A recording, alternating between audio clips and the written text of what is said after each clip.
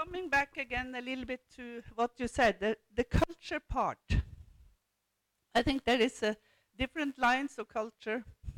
It's the internal culture, and often we are not developing that culture the way we should nurture the culture in order for people to grow in both in private but also in public enterprises.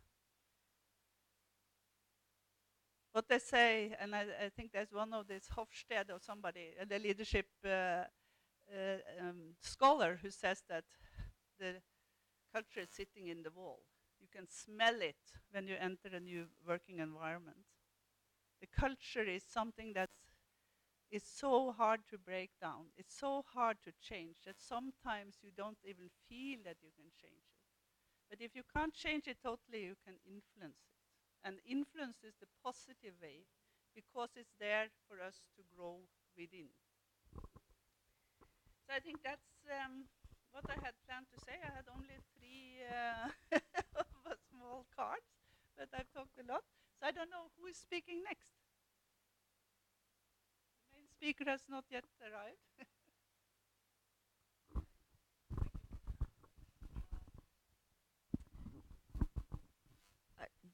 We were a great tag team, if I say so myself. Just a clarification about vision and excruciating detail. It doesn't mean it's a small vision. It's actually a big vision, but it's just defined down to the last detail, and that helps. So what comes out of those that type of approach is a great deal of clarity and around what people, the vision of what they want to be, what they want to achieve, and it may be big or small. It depends on what's in their head. Yeah.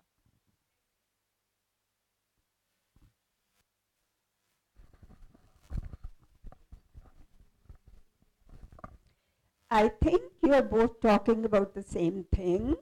You are saying vision plus goals. That's what you mean. And you are taking vision separate and then little goals to reach that vision.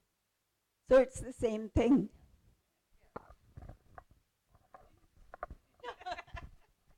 I was just expanding on that. Maybe a few more words on the planning side because that we didn't really touch on that. And everybody who's been through these business schools and leadership programs and whatever it is, are always forced to do a business plan.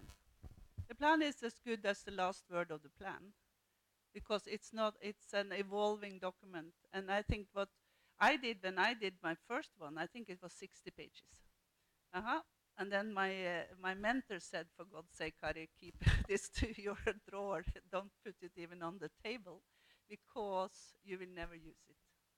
So to invest too much time in that planning part, don't do it.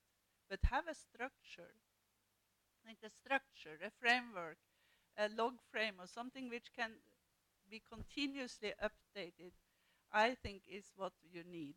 And I see it now because I'm working in Africa in 4 countries, mainly in Kenya for the time being. And I feel my plan is floating all the time. So one day I'm talking to the UN and they say, oh yes, it's very interesting. We will come back to you, okay? So you go to the government of Kenya and they say, oh, fantastic, we're going to be with you. And then next time you go to the Kenya Chamber of Commerce, same story, same story. No commitment. And, and it goes on and on and on. So to make the plan too fixed is to call for frustrations. To make it open and in one way a bit opportunistic, I think is what can save you for a lot of agony when it comes to reality. Can you tell us something about the leadership programs you have on the internet so we can do something, learn from them, tell these to others who want to learn? Yeah, I definitely on the for the free ones, it's actually to go in. You can get a brochure on me, and then you can get into my website or you can have my business card, and you can go into my Facebook page, and you will find the adverts for the programs. Do you want to become a confident leader? You know, there are five sessions, four which are on different leadership skills and knowledge you need to have, skills you need to develop, and definitely a lot of hints on what makes a good leader. Then I have the paid programs, which of course, when you're in an enterprise, you want to sell your sell something. So I have two sets of paid programs, which are at the introductory level for the juniors, and then on the middle level for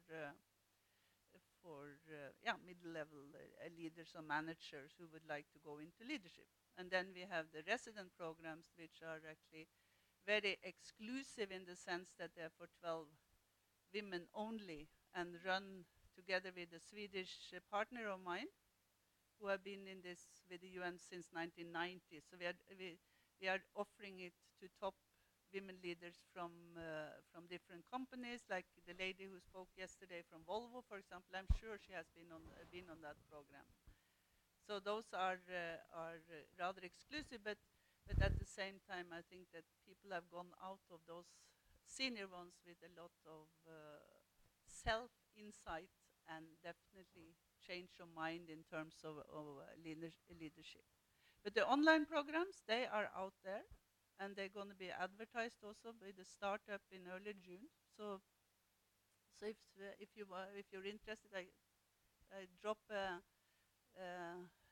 number of brochures at the table afterwards, and then you can pick up and contact me further. Thank you. So they're video-based with webinars. So there, for example, the introductory one, 5 video lectures with 3 webinars, and then a web-based notebook, and it depends upon your country. There may be a country coordinator who would also follow you up in addition to that. But I only have 2 at the moment, but we're expanding. And the mid-level ones, 7 videos, 3 webinars, and 2 bonus videos. So that's with the same kind of things, but more advanced. Thank you. Pardon? Yeah, that's a very good question. At the moment, they are no sale. There's a special price at the moment. So for the middle level, it's $450. No, sorry, not the middle level. $700 for the middle level, and 400 for the junior one. But then in a while, the price will just increase to the double. Because they originally, when I sell to big corporation, they're $2,300 for the middle level, and then $900 for the introductory level. They can afford it, but the individuals, I give a special price for individuals.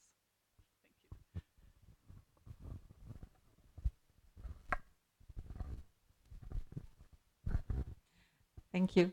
Thank you. But you must need some fundings now for the free online courses. So how do you get your fundings to run it?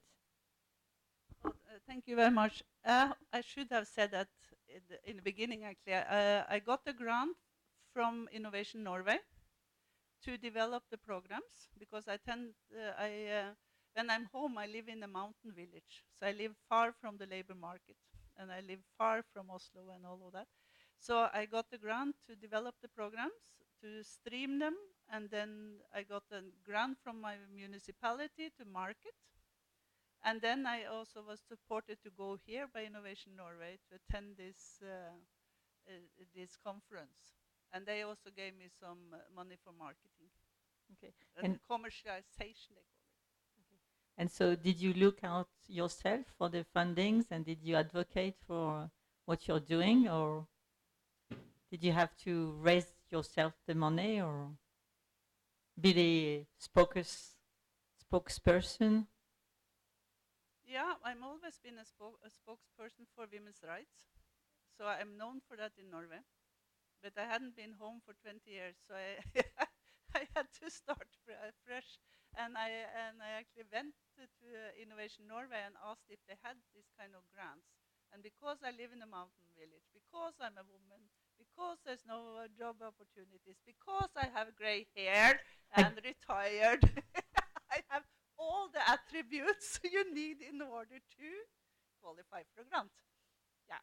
So I'm from Norway. Yeah. And in Norway, aggravating factors, you know, to be a pardon? woman and your old gray hair, Yeah. etc. And then of course I had been a leader for 30 years. So I think that was probably a little bit of a qualification too. But no, we have these kind of opportunities in my country, and I really appreciate what they have done. I'm in a business development incubator as well. I was invited in to it's one in my region, and it's interesting. Of course, I'm the oldest in the group, but that doesn't matter. And it's giving those opportunities to actually have a mentor on a continuous basis. I think makes such a big difference for anyone who would like to embark on something which is not fancy, not really what people prioritize. Women in leadership, why on earth should somebody do that? We should all go to gender equal courses, shouldn't we, in 2016? At the same time, if we are going to do something with the leadership percentage come more in balance, we have to invest in women. And I think some people in my country, they tend to realize that, fortunately.